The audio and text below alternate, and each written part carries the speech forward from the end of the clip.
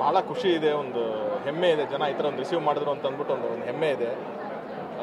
Expect ಮಾಡಿದ್ವಿ, ನಾವು ಒಂದು ಒಳ್ಳೆ ಸಿನಿಮಾ ಮಾಡ್ತಿದ್ವಿ, ಒಂದು ಒಳ್ಳೆ ಪ್ರಯತ್ನ ಪಡ್ತಾ ಇದ್ದೀವಿ ಅನ್ನೋ ಒಂದು ಎಕ್ಸ್ಪೆಕ್ಟೇಷನ್ ಅಂತೂ ಖಂಡಿತವಾಗ್ಲೂ ಇತ್ತು.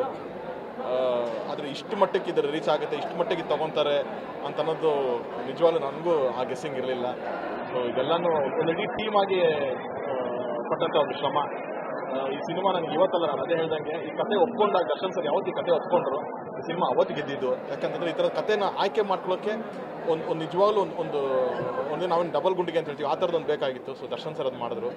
ಆ್ಯಂಡ್ ಇವತ್ತು ಸೆಲೆಬ್ರಿಟಿ ಶೋಗೆ ನಮ್ಮ ಸಿನಿಮಾ ಫ್ಯಾಟರ್ನಿಟಿ, ನಮ್ಮ ಫ್ಯಾಮಿಲಿ, ನಮ್ಮ ಕುಟುಂಬದವ್ರು ಬಂದು ಸಿನಿಮಾ ನೋಡಿ, ಯಾವತ್ತು ಹೊರಗಡೆಯವ್ರು ಯಾರು ಏನೇ ಅಂತಂದ್ರೆ ನಮ್ಗೊಂದು ಆಸೆ ಇರುತ್ತೆ, ನಮ್ಮ ಮನೆಯವ್ರು ನಮ್ಮ ಬೆನ್ನು ತಟ್ಟಬೇಕು ಅಂತ ಅಂದ್ಬಿಟ್ಟು ಅಂತ. ಸೊ ಇವತ್ತು ಅದು ನಡೆದಿದೆ. ಅದು ಎಸ್ಪೆಷಲಿ ನನಗೆ ಉಪ್ಪಿ ಸರ್, ಯಾಕಂತಂದರೆ ನೀವಲ್ಲಿ ಕೆಲವಾರು ನನ್ನ ಆಫೀಸ್ಗಳಿಗೆ ಬಂದಿದ್ದೀರಾ. ನೀವು ನನ್ನ ಆಫೀಸಲ್ಲಿ ನನ್ನ ಗೋಡೆ ಮೇಲೆ ಹಲವಾರು ನಿರ್ದೇಶಕರುಗಳ ಫೋಟೋ ಇದೆ, ನನಗೆ ಒಂದು ಇನ್ಸ್ಪಿರೇಷನ್ ಅಂತ ಅಂದ್ಕೊಳ್ತೀನಿ.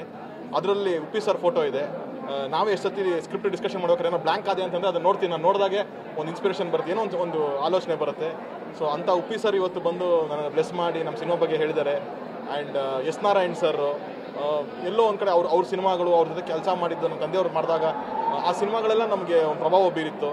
ಸೊ ಇವತ್ತು ಅವ್ರುಗಳೆಲ್ಲ ಸಿನಿಮಾ ನೋಡಿ ಅಪ್ರಿಷಿಯೇಟ್ ಮಾಡ್ತಾ ಇರೋದು ನಿಜವಾಗ್ಲೂ ನನಗೆ ಇವತ್ತಿಗೆ ಆಯ್ತಪ್ಪ, ಈ ಸಿನಿಮಾ ನಾನು ಮಾಡಿದ್ದಕ್ಕೆ ಒಂದು ಧನ್ಯ ನಾನು ಅಂತ ಅನ್ಸೋದು ನನಗೆ ಇವತ್ತು ಆಯಿತು. ಜನ ಖುಷಿ ಪಡ್ತಾ ಇದ್ದಾರೆ, ಫ್ಯಾನ್ಸ್ ಖುಷಿ ಪಡ್ತಾರೆ, ಎಲ್ಲ ಖುಷಿ ಹೌದು. ಬಟ್ ನಮ್ಮ ಮನೆಯವ್ರು ಇವತ್ತು ನನ್ನ ಬೆನ್ನು ತಟ್ಟಿದ್ದಾರೆ ಅಂತ ಅಂದ್ಬಿಟ್ಟು ಭಾಳ ಖುಷಿ ಆಗ್ತಿದೆ. ಸೊ ಅವರೆಲ್ಲರಿಗೂ ನಾನು ಥ್ಯಾಂಕ್ ಯು ಹೇಳೋಕ್ಕೆ ಇಷ್ಟಪಡ್ತೀನಿ.